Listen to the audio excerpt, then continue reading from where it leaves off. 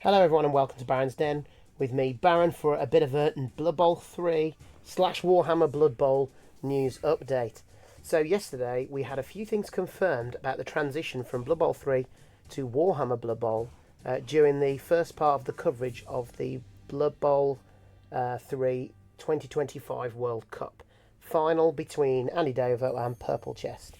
And they began by speaking to the Cyanide team about what we can expect from Warhammer Blood Bowl and how it's going to change going forward. So I thought I'd try and gather some of that news up and share that with anyone who wasn't able to catch that. Now I will say this isn't necessarily confirmed in terms of, well, it is confirmed, but it's come from the mouths of people who obviously work on the game. So it's pretty accurate, but it's not an official statement, that's come out and, has fully formed release dates and things like that. So I imagine some of these details could and may change, but on the whole we should take these, we don't have to take them with much of a grain of salt because they have come from the developers themselves. So let's get into it. Well, first of all, before I start, guess what? We've got Chaos Dwarves in Season 11. We were right again. We're getting good at predicting the next team now. I think this one was a bit of a tricky one. I just didn't know what direction they were going to go in. But they did go with the one I thought they would, which was the... I think they've gone for the team that would probably sell the most. And it just shows that perhaps they don't need a big turnaround to create these teams, because not only are they working on Warhammer Blood Bowl, but this team only came out last year. So either it doesn't take them too long to develop the 3D models for the team, or perhaps Games Workshop do share things with them before they've even released the models. Who knows? But it's good. I think I would love to see more stunted teams in the game, obviously. But I do like the Chaos Dwarves, and I'm hoping people will come around to the way they play a little bit more once they have the chance to play them more often. Because let's be honest, there were plenty of people out there, you know who you are, who wrote them off just because they lost tackle. I thought at the time it was ridiculous to write them off. Yes, I think they are a bit worse. I said that when they came out the tabletop, but they're still a pretty good team. One of the better teams in my opinion, and they've got a lot of things going for them that other teams don't. And nerfs happened. The Norse team, as far as I'm probably got a tiny bit, well, maybe not a tiny bit worse. Certainly didn't get any better anyway. I suppose Vampires and Amazons got better. All right, you can see what Chaos Dwarf players may have been a little bit miffed, but they're not dead like some. We always get hyperbole on social media and the internet. People who think it's the end of days because their team changed a little bit. I think it's more understandable with some of the Season 3 changes because some of those teams have fundamentally changed. But this Chaos Dwarf team I still think is going to be pretty cool in Season 11. It's worth saying that it'll be on the 2020 rules, not the new Season 3 rules, so that's to bear in mind. We'll have 3 months of the Chaos Dwarves as they were in the last edition of the game, or current edition if you've not played the new edition yet. But then they'll change over when Warhammer Blood Bowl comes out. So let's get on to talking about Warhammer Blood Bowl.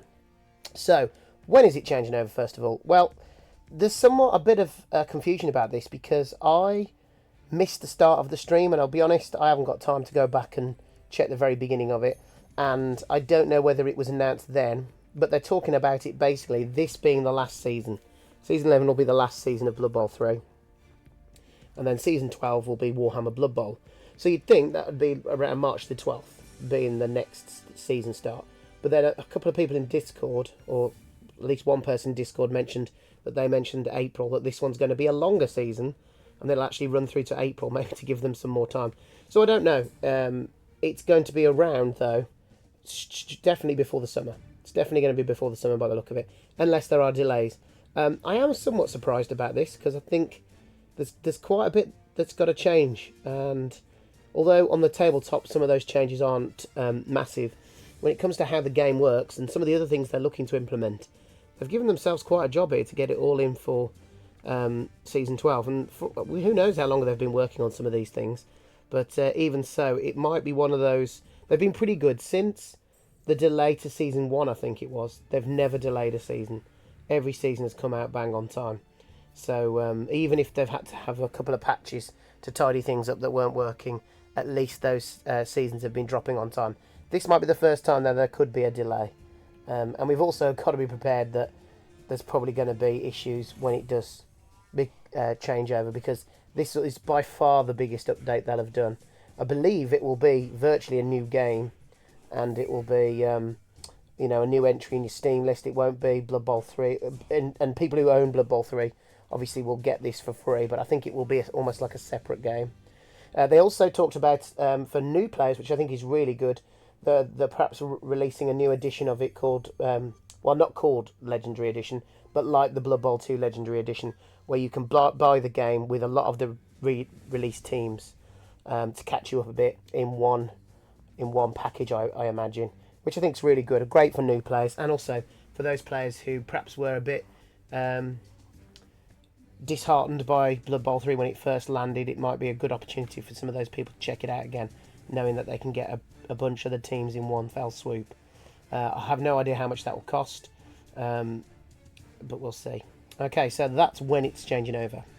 So the season format will remain with a similar time frame. So I think Misspelled Tree asked about will they retain, the 3-month release schedule for teams, and they seem to confirm that this will be the case, that they hope it to be the case, and that they'll carry on with their season format. So I don't think they actually said it will be 4 teams a year, like it has been. They didn't confirm that 100%, but they have said they want it to work similar to how it was working in the last edition. So that could be certainly. Actually, I won't say how many teams yet, because we'll wait to get onto that when we talk about the team that's going to be in season 12.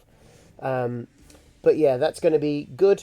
But also puzzling that if it carries on at the rate that they're going, even if GW drops a couple of teams for Blood Bowl, by the end of 2027 they'll have done all the teams. And I know some people out there will be thinking, well, and too right, because you need all the teams in a game.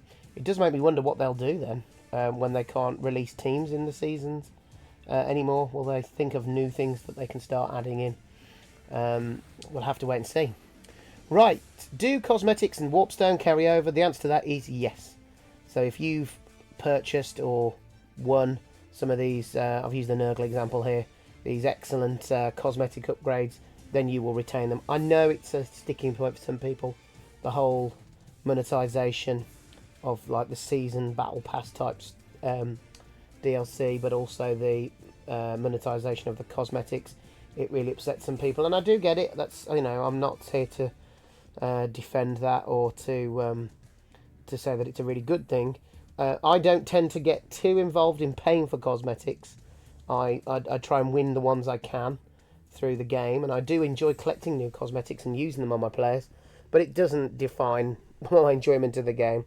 And sometimes if I see a really cool cosmetic like this one, I can't remember if I did win this or buy this, but I probably would have bought this. Sometimes they don't cost too much, and it's like buying a team or buying paint to paint a player. I don't mind dropping a little bit of warpstone every now and then on a cosmetic I really like. So it's nice to know that these will carry over, and you'll be able to utilise these in Warhammer Blood Bowl as well.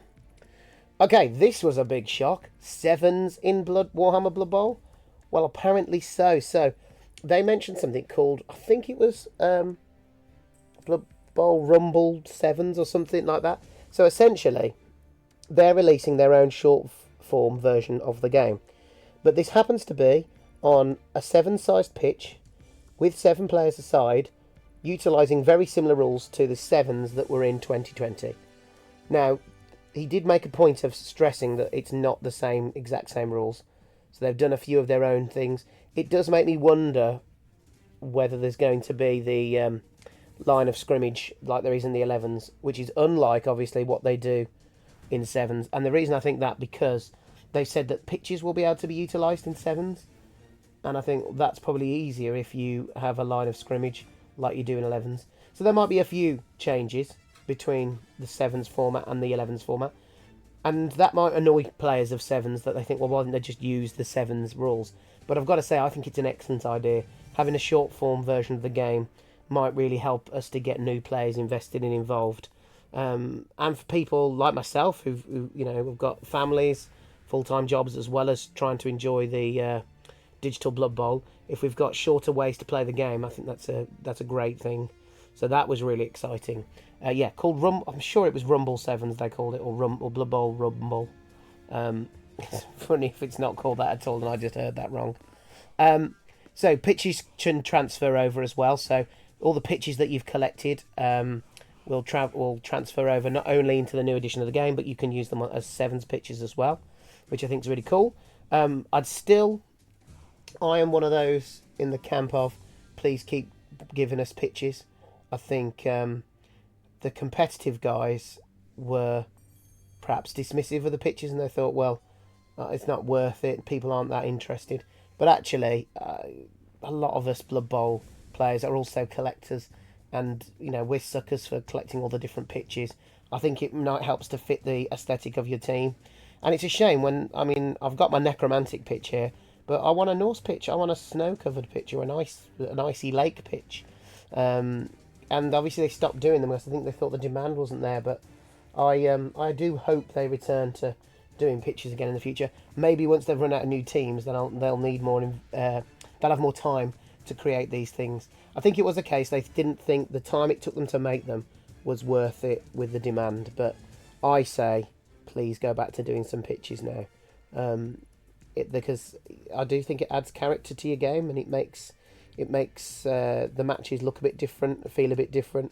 And obviously, if they come with their own pitch rules as well, we don't know if the new edition of the game's going to have the pitch rules that they had in 2020 or slightly changed ones, or whether they're going to do away with pitch rules. But I think the new Bretonian Tomb King pitch comes with pitch rules, so I imagine when we get Death Zone, the rules for all the existing pitches will be updated as well, or just brought over. So yeah, that's good. Right, there's going to be a new tutorial. They mentioned this, and I think Andy Davo tried to get some extra detail on it. They didn't give much detail as to what this would be, but I think the fact that they are making an effort to get new players into the game, I think is really good. And I think a clearer tutorial is not a bad thing. And it's a great way for people to learn how to play Blood Bowl for the tabletop as well. I think the digital game is a good stepping stone to playing the tabletop. So hopefully that tutorial will be really good. Oh yeah, Gnomes and Cheney hinted. I actually typed confirmed at first. So what it is somebody had asked about Gnomes and Wilhelm Cheney, and I think the words he used were good things come to those who wait, which you wouldn't say if they weren't coming, were you? But I can't say that they were confirmed, but it's nice to know that they are on the agenda. Less exciting for the Gnomes because we just expected Gnomes to be released eventually, because they're a team and they're going to get through all the teams eventually. However, the Cheney one, the longer he wasn't implemented, it did make you think, are they just going to have a slimmed down version of all the star players and not actually get round to them all? So yeah, I'm dead pleased to see my favourite star player will be making it into the game at some point. Hopefully we just don't have to wait too long for him to show up. And of course the big one is that when Season 12 hits, there won't just be one new team that drops, there'll be two.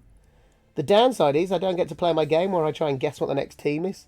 For the record, I probably would have guessed Tomb Kings, but we're getting Bretonians as well, which I was pleasantly surprised about. Obviously, when the new edition of the game drops, they wanted to update the game to match what the box set you get is, so I imagine it's both teams. Now, at first I thought that's generous because the game's free. It's a free update, is that? And I thought, oh, they're giving away two teams for free, and then I thought, no, it'll be the Battle Pass thing again, won't it? So they'll be on the Battle Pass, a bit like when Halflings and Goblins were dropped. So you can play through the levels of the Battle Pass and get them for free, but they're not going to give you to them free automatically when you load up your game. You are going to have to go through the Battle Pass either by paying for it or by grinding your way to level 50. But I still think that's great news that come March, April, there'll be two more teams and we'll be closer than ever into having all Blood Bowl teams in the game. So following that, the missing teams will be Snotlings, Ogres, Gnomes from this edition of the game. We will have High Elves by then, I imagine, or certainly by the end of the year. So that's only 4 teams after that. So if this comes out in April, let's be pessimistic and say April or May, June, July, so August. So there'll be 2 more teams potentially that year. And so by the end of, like I said, by the end of 2027, I think they'll have caught up completely, because I can't see... Games Workshop haven't been known the last few years to churn out lots of Blood Bowl teams. I think the most we'll get next year is 2, and it might only be 1. I think if it is 2, it will be High Elves and then 1 new team like Slanesh or Night Goblins or something like that. And then the year after that, I think if we got 2, I think we'd only get 1. So I think by the end of 2027, the teams you could be looking at, new coming in, would be obviously Tomb Kings and Bretonnians, Ogres, Snotlings, High Elves, and Gnomes. Did I say Gnomes? Yeah, High Elves, Gnomes, and then there's room for 2 new teams. So yeah, I think by the end of 2027 we'll have completely caught up with GW. We'll have to start thinking of new things to put in their season passes. Anyway, that's going to be it from now. Obviously, it's quite a bit of information there about Warhammer Blood Bowl. It's certainly something to look forward to. But we've got Season 11 to enjoy before then. And I think Season 11 is shaping up to be good. I can't talk too much about it because I wasn't somebody who got an advanced copy or anything like that. So I don't want to go through all the details because there's already good, excellent creators out there who've already shared that information about the new arena, the new ladder. So you should go and check those out because it does look like it's going to be a good season. I think I like the fact that the ladder's going back to no redraft and higher TV cap, which means that you can develop teams a bit more. I think that separates it out now from things like arena and other things. It means you can really develop a team, which you couldn't really. And I think whilst I understood why they brought redraft in, and I think that's a good thing for leagues, I just think in ladder, the whole point is that you just keep going with a team. It's like it's a permanent thing that this team just keeps developing and developing. And if you don't like that, then that's obviously a mode not for you then, because I think ladder should be about that, and you should be seeing teams with high TV, because otherwise you're never going to get a chance to play teams that are at that high TV level, because leagues don't often, well, not always, but in my experience, leagues don't tend to get very high. Maybe to 1,400 max, or 1.4 million even, but you never get up into the 2 million reaches like you could potentially with the ladder. Well, 1.9 I think the cap is, but that's still quite a bit more. So that's looking good. Arena looks good, and the cow stores look good. So yeah, really looking forward to that. And then Warhammer Blood Bowl next year. So I'm hoping to do my first live stream on Tuesday, on the day the Chaos Dwarfs drop, and we'll try and play a Chaos Dwarf game on the ladder, hopefully live, but we'll see if I can get all sorted out by then. Anyway, that's going to be it from me. Don't forget to like and subscribe, and I'll see you guys on the next video. Thank you very much. Bye for now.